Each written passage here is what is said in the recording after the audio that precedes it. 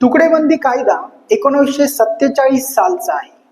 आता आपण जर त्या कायद्याचा विचार केला तर तो सध्याच्या स्थितीला कालबाह्य झालेला दिसून येतो.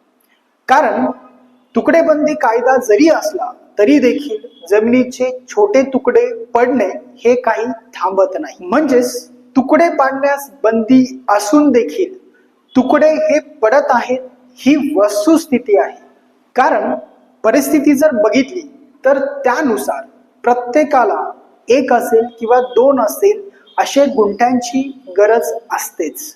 कारण प्रत्येक व्यक्ती हा 20 गुंठे किंवा 10 गुंठे जमीन खरेदी करू शकत नाही. आणि या बाबी समोर ठेवून व त्याचा विचार करून राज्य शासनाने राज्यामध्ये तुकडेबंदी कायद्याचे उल्लंघन करून जे व्यवहार झालेले आहेत ते नियमित करण्यासाठी तसा निर्णय हा घेतलेला आहे.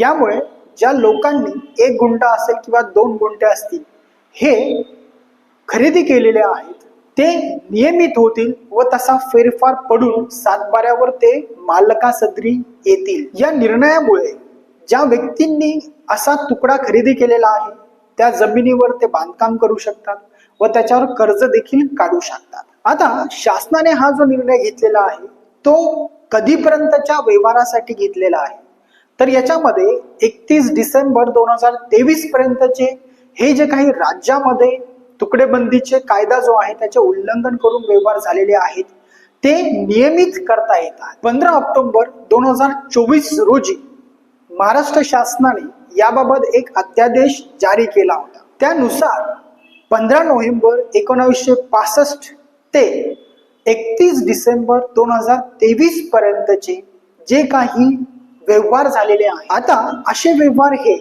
रहिवाशी असतील, वाणिज्यिक असतील किंवा औद्योगिक असतील अशा जमिनी संदर्भात झालेले असतील तर ते नियमित होत असतात.